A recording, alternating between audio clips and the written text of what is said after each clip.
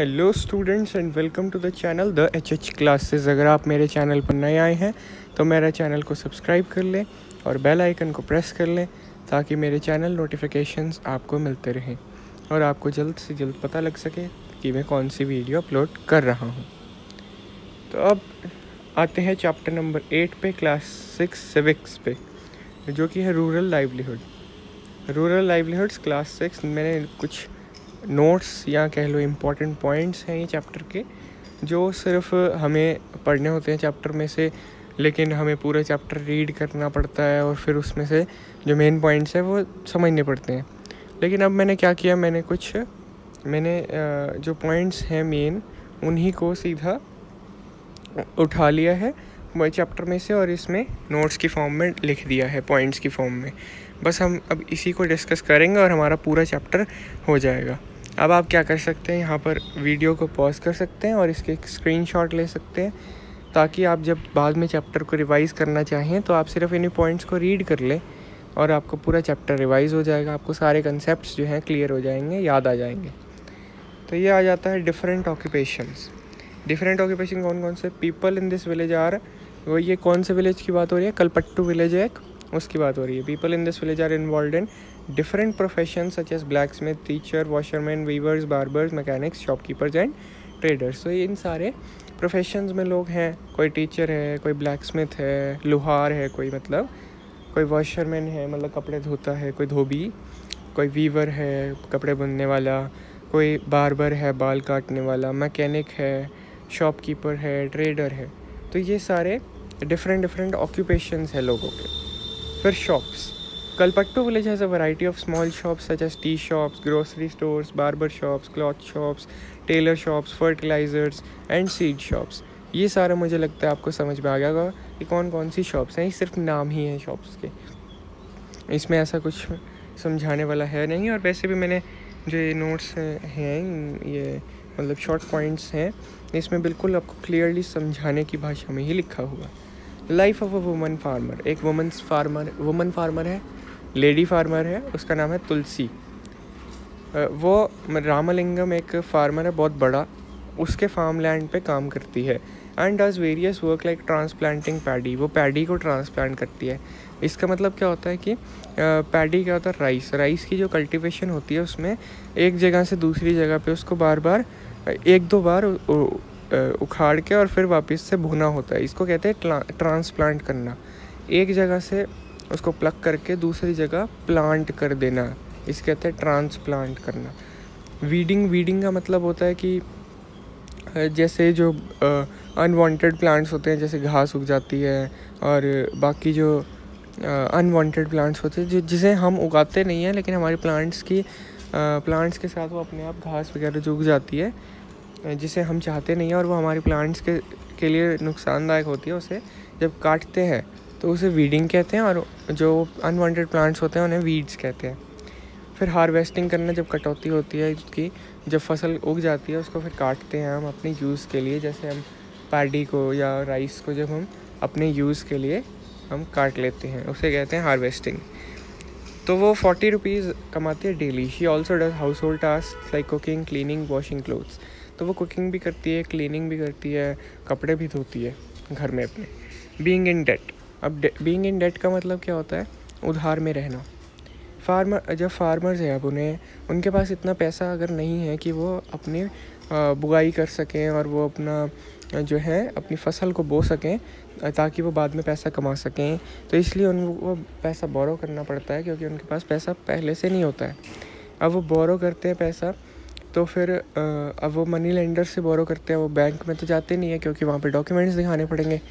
तो वो वैसे मनी लेंडर कोई होते हैं जो उनके दोस्त होते हैं, हो सकते हैं जो उनसे बड़े फार्मर हो सकते हैं, उनसे वो पैसा बोरो कर लेते हैं। लेकिन अगर मान लो किसी साल बारिश अच्छी नहीं हुई या फिर बारिश ज़्यादा हो गई और फसल ख़राब हो गई, तो उन्हें क्या होता है कि पैसा तो अब चाहिए है।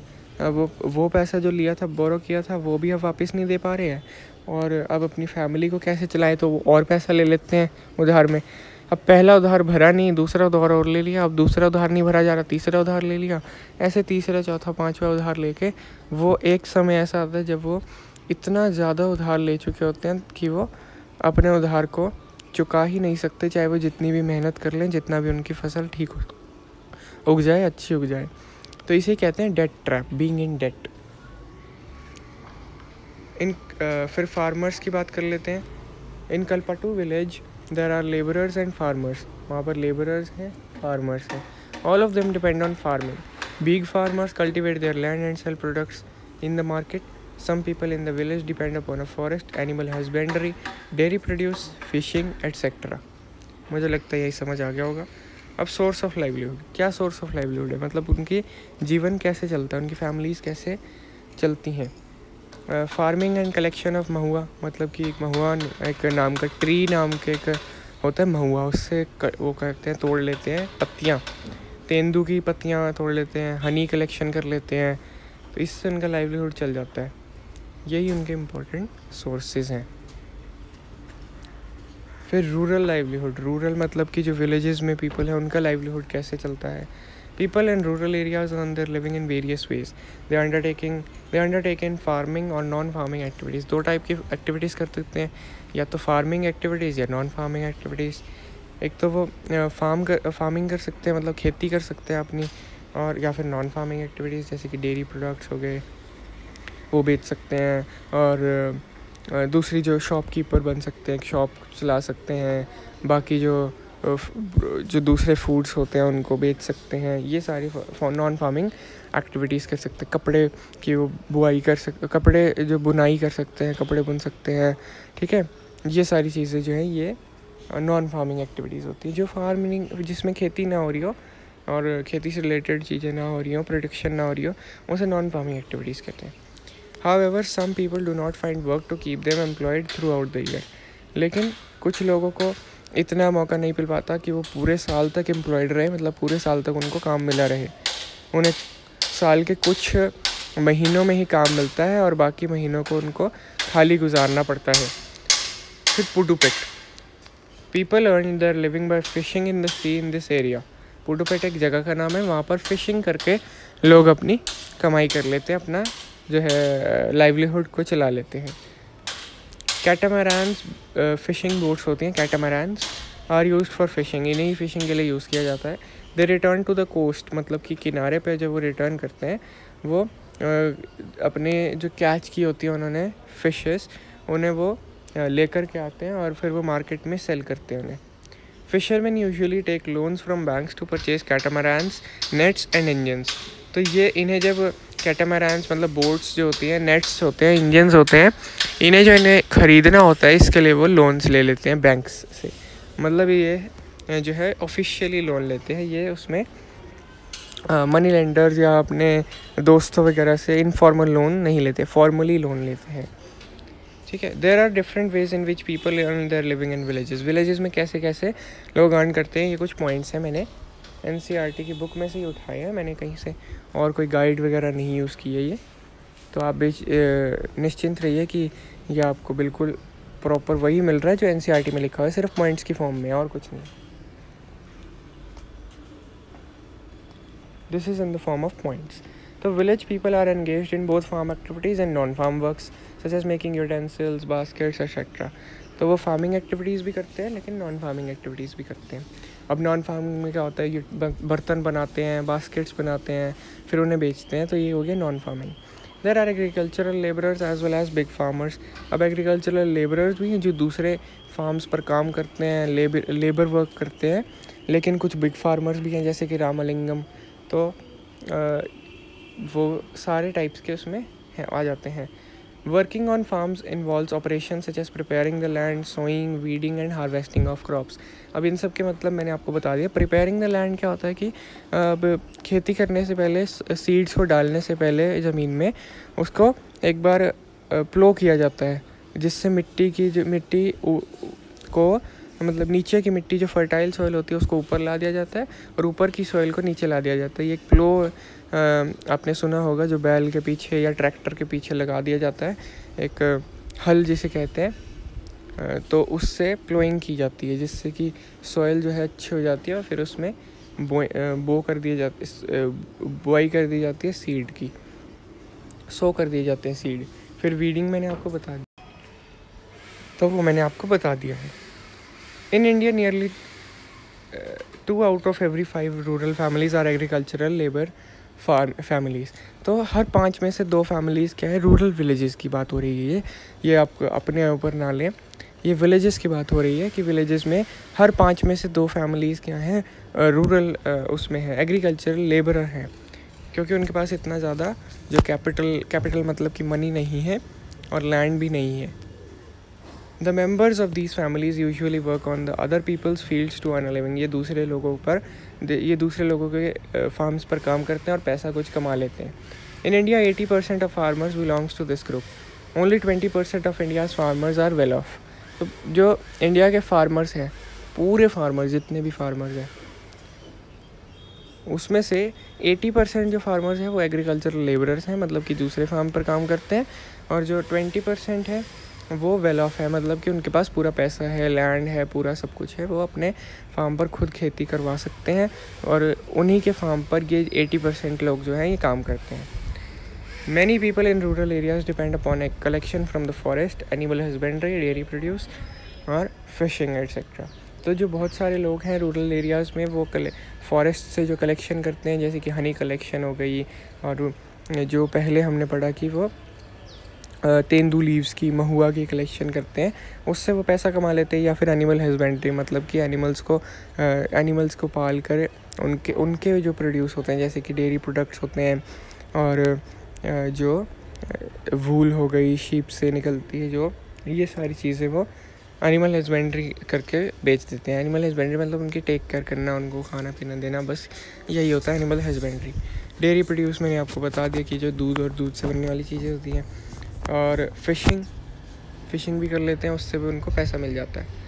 फिर आता है रूरल लाइवलीहुड। ये थोड़ी सी बस 4-5 डेफिनेशंस हैं कि रूरल लाइवलीहुड्स में क्या क्या होता है। Different ways of earning living in rural areas. Pesticide क्या होता है? पेस्टिसाइड एक केमिकल होता है जिससे पेस्ट्स क्या होते हैं, जैसे कि चूहे हो गए और जो बाकी कीड़े होते हैं जो फसल को ख़राब कर देते हैं, उनको मारने के लिए, और इंसेक्ट्स को मारने के लिए, जैसे कि जो मक्खियाँ होती हैं और लोकस्ट्स होते हैं। लोकस्ट मतलब कि जो टिड्डियाँ होती हैं, वो फसल को खा जाती हैं, ख़राब कर देती हैं, तो उन्हें मारने के लिए ये पेस्टिसाइड्स को यूज़ किया जाता है। फिर migration, movement of a large number of people from one place to another to find jobs. Migration आपने वर्ड सुना होगा पहले भी, कि एक जगह जब लोगों को जॉब नहीं मिलती है तो वो एक जगह से दूसरी जगह पर चले जाते हैं। जैसे कि लोग इंडिया से अमेरिका चले जाते हैं जॉब लेने के लिए, और जापान चले जाते हैं, चाइना चले जाते हैं, मतलब दूसरी कंट्रीज़ में चले जाते हैं, तो यूरोप में चले जाते हैं, फ्रांस, इटली और बाकी जगह पे चले जाते हैं। तो इसे कहते हैं माइग्रेशन। जब उन्हें जॉब चाहिए होती है, जॉब की सर्च में वो एक जगह से दूसरी जगह ट्रैवल करते हैं और वहीं पर सेटल हो जाते हैं। फिर harvest, the act of cutting and gathering crops. मैंने हार्वेस्टिंग बता दिया क्या होता है। कटिंग होती है, फिर क्रॉप्स को जब वो फसल पक जाती है, उसको जब काटा जाता है, कटाई होती है, उसको कहते हैं हार्वेस्टिंग, और उसको फिर इकट्ठा करके बेच दिया जाता है। टेरेस फार्मिंग, ये इंपॉर्टेंट है। टेरेस फार्मिंग क्या होती है? This is a type of farming in which the land on a hill slope is made into flat plots and carved out in steps. मतलब कि हिल्स पे क्या होता है, हिल्स को इस तरह से काटा जाता है कि उनको स्टेप्स की फॉर्म में काटा जाता है, जैसे सीढ़ियाँ बनी हो, और उन्हीं पे फिर फार्मिंग की जाती है। The sides of each plot are raised in order to retain water. अब इसका सबसे बड़ा एडवांटेज क्या है, जब ऊपर से बारिश होगी तो नीचे जब पानी आएगा तो वो सीधा बह नहीं जाएगा और सारी मिट्टी को लेकर नहीं जाएगा। जैसे सीढ़ी बनी हुई है, एक सीढ़ी है तो उसमें वो सीप कर जाएगा ग्राउंड के अंदर, कुछ बचेगा वो नीचे जाएगा, वो दूसरे के अंदर नीचे चला जाएगा ग्राउंड वाटर। इससे क्या होता है, ग्राउंड वाटर भी अच्छा रहता है और हमारी फसल भी जो है बहुत अच्छी उग जाती है। और क्या है इसमें, this allows water to stand in the field which is suitable for rice cultivation. इससे राइस कल्टिवेशन भी बहुत अच्छी हो जाती है, क्योंकि उसको खड़ा पानी बहुत ज़्यादा चाहिए होता है। अगर उसमें हम पानी सारा बह जाएगा तो फिर राइस की कल्टीवेशन अच्छी नहीं हो पाती है, हो ही नहीं पाती है इनफैक्ट। तो इसलिए राइस कल्टीवेशन के लिए बहुत अच्छा है। तो ये था हमारा चैप्टर, इसको मैंने बहुत ही शॉर्ट नोट्स में बदल दिया था। अब ये पूरा चैप्टर हम कर चुके हैं। आप एनसीईआरटी में से एक बार रीडिंग ले सकते हैं, लेकिन उसकी ज़रूरत नहीं है, क्योंकि ये पूरी एनसीईआरटी का मैंने एक समरी कह लो या फिर एक नोट्स कह लो या पॉइंट्स कह लो इम्पोर्टेंट, उन्हों को मैंने निकाल लिया है। तो बाकी कुछ फालतू लिखा होता है तो उसको आपको करने की आवश्यकता नहीं है। Thank you, goodbye. And अब हमारा सिर्फ आखिरी चैप्टर रह गया, वो अगले वीडियो में हम कंप्लीट कर लेंगे। चैप्टर नंबर 9 वो है अर्बन लाइवलीहुड्स के बारे में। Till then, thank you, goodbye, and please subscribe my channel.